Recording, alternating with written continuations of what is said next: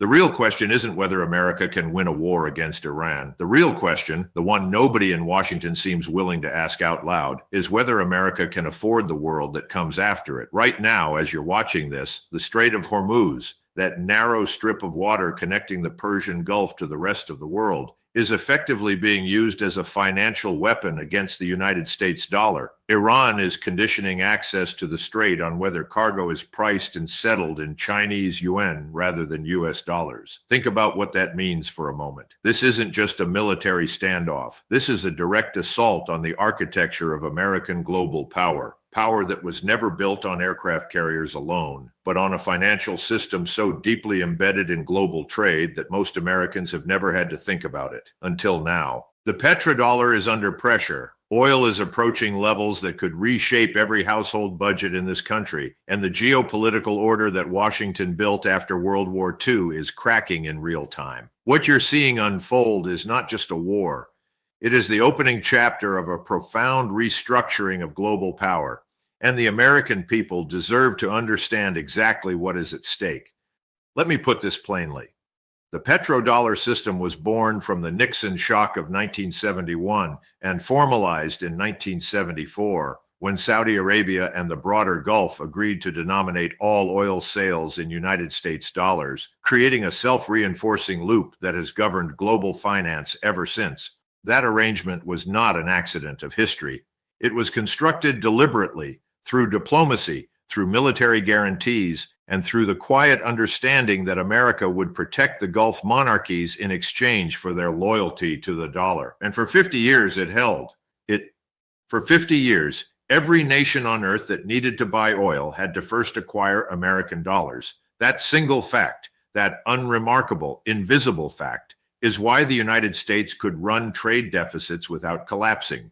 It is why Washington could print money and export inflation. It is why America could sanction entire nations into poverty without firing a single shot. The dollar's power is not abstract. It is mechanically connected to oil, and oil flows through the Strait of Hormuz. The petrodollar system rests on three interlocking pillars: stable energy production in the Gulf, the predominance of dollar-based oil trade, and the broader security architecture maintained by the United States across the region. What this conflict with Iran is doing, what it is doing right now in real time, is putting pressure on all three of those pillars simultaneously. And I want you to sit with that for a moment, because the media is not explaining it to you in those terms. They are showing you missile strikes and diplomatic statements and oil price tickers, but they are not connecting the dots. Let me connect them for you. The February-March 2026 conflict represents the most severe disruption to Hormuz traffic in the waterway's modern history, with tanker traffic dropping to near zero following the U.S.-Israeli strikes that began on February 28th. 20% of globally traded petroleum passes through that choke point every single day. Brent crude oil prices surged to around $80 to $82 per barrel within the first 2 days of the conflict, and analysts forecast prices could reach $100 per barrel if disruptions persist, potentially adding nearly a full percentage point to global inflation. And this week, analysts told CNBC that the prospect of oil soaring to $200 per barrel cannot be ruled out as the Iran war drags on. $200. Let that number settle in your mind. Think about what that does to the price of food, to the cost of transportation, to manufacturing, to every corner of the American economy that runs on energy, which is every corner of the American economy. Now, here is where it gets even more complicated, and where I think most of the commentary you are hearing is falling dangerously short. There is a short-term effect and a long-term effect, and they are pulling in opposite directions in ways that are genuinely confusing if you are not paying close attention. The value of the US dollar surged following the outbreak of the Iran war, with the greenback reaching near 99.7 on the DXY index. Why? Because oil is priced in dollars, so when oil prices spike, the world needs more dollars to buy that oil. Higher oil prices are, in the short run, a demand shock for the dollar itself. One Bloomberg strategist described the oil spike as a direct demand shock for dollars, noting that oil is priced in dollars, global trade is financed in dollars, and a vast stock of offshore liabilities is denominated in dollars. So on the surface, you might look at the dollar index and conclude that the petrodollar system is actually being reinforced by this conflict, and in the short term, you would be partially right. But here is what that surface reading misses entirely. Iran is considering allowing limited oil tanker traffic through the Strait of Hormuz on the condition that cargo is priced and settled in Chinese yuan rather than US dollars, using military control of the strait to force a currency shift in global energy trade. If that condition becomes normalized, even partially, even for a subset of shipments to China and India and Turkey, the long-term implications dwarf anything the short-term dollar surge can offset. You would be watching the beginning of a bifurcated global energy market, one lane priced in dollars, one lane priced in yuan, and that fracture, once it exists, does not close easily. Saudi Arabia has not formally agreed to price oil in yuan on a permanent basis. However, the kingdom effectively ended its exclusive commitment to dollar pricing in June 2024 and has built the technical infrastructure for yuan settlement through a $7 billion currency swap with China and participation in the M-Bridge payment platform. That is not a footnote. That is a quiet revolution in the architecture of global finance, and it happened before this war even started. The war is simply applying heat to a process that was already underway. And wartime pressures, wartime economic stress, wartime realignment of diplomatic relationships, all of that accelerates a partial shift toward yuan settlement for Chinese-bound cargoes in ways that peacetime diplomacy never could. The Islamic Revolutionary Guard Corps closed the strait to vessels linked to the United States, Israel, and their Western allies on March 5th. But for India, Turkey, and China, the waterway remains navigable, provided the right diplomatic channels are activated and, increasingly, the right currency is tendered. Read that again carefully. Iran is not indiscriminately blocking the strait. Iran is selectively blocking it, using access as leverage, using access as a geopolitical and financial instrument. The countries that maintained relationships with Tehran, that refused to join the American-Israeli military campaign, are being allowed through.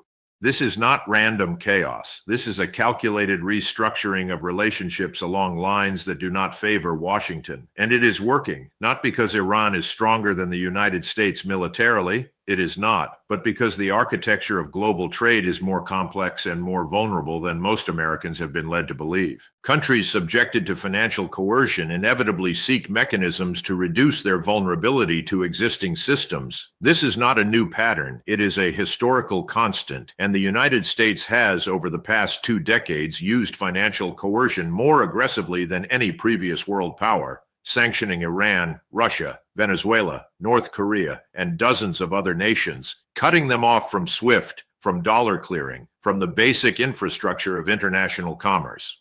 Each time Washington did this, it gave the sanctioned country a powerful incentive to build an alternative. And China, patiently and methodically, has been building that alternative, the M-Bridge platform, the yuan swap lines, the Belt and Road infrastructure, the digital yuan initiatives. None of these individually replaces the dollar, but together, over time, they create the plumbing for a parallel financial system.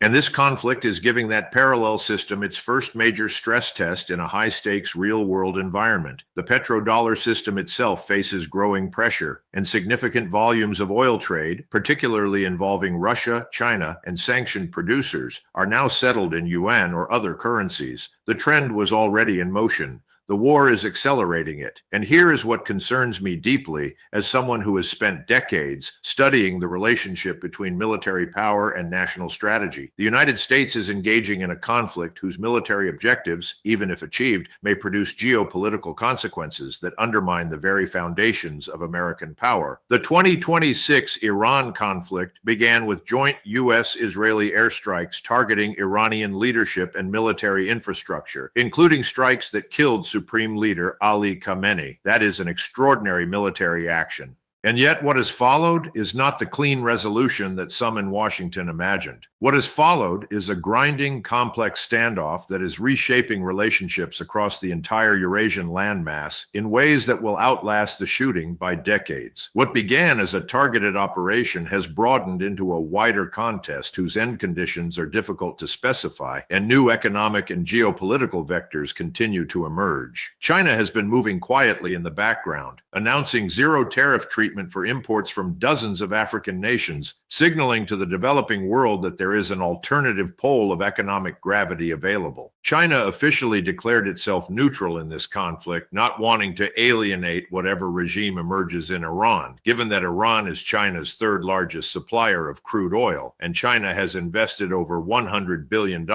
in Iranian energy and infrastructure projects. That neutrality is strategic. Beijing does not need to fire a single missile to benefit from this war. It simply needs to wait, extend its economic relationships, offer alternatives to the dollar system, and allow the costs of this conflict to accumulate on the American ledger. And the costs are accumulating. The war has dashed hopes for a Federal Reserve rate cut and sent oil prices spiraling, pushing the dollar to multi-month highs while simultaneously reigniting inflation fears. Traders are no longer pricing in rate cuts this year. The White House appears to believe there is nothing that can be done to keep a lid on oil prices, and at one point President Trump boasted that high oil prices would make a lot of money for the United States. That statement reveals a fundamental misunderstanding of who pays for expensive energy. Working Americans pay for expensive energy. Every family filling up their gas tank, every small business paying freight costs, every consumer buying food that traveled hundreds of miles to reach the grocery shelf, they pay for expensive energy. The geopolitical confidence that drives these decisions is paid for at the kitchen table of ordinary American households.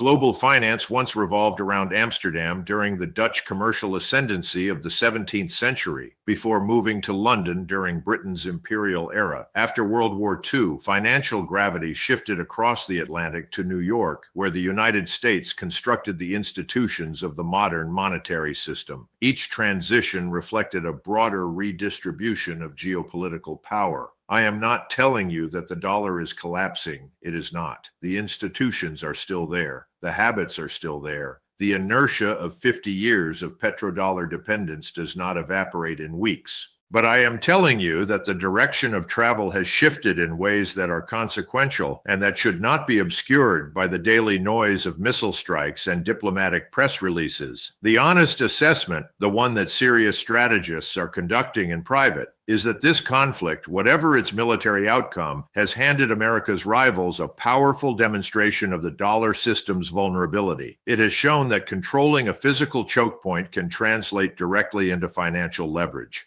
It has shown that countries willing to price their energy in yuan can maintain commerce while dollar-dependent nations face disruption. And it has shown that the American security guarantee, the guarantee that underpinned the petrodollar system for 50 years, is not unconditional and not invulnerable. That knowledge, once demonstrated, cannot be undemonstrated.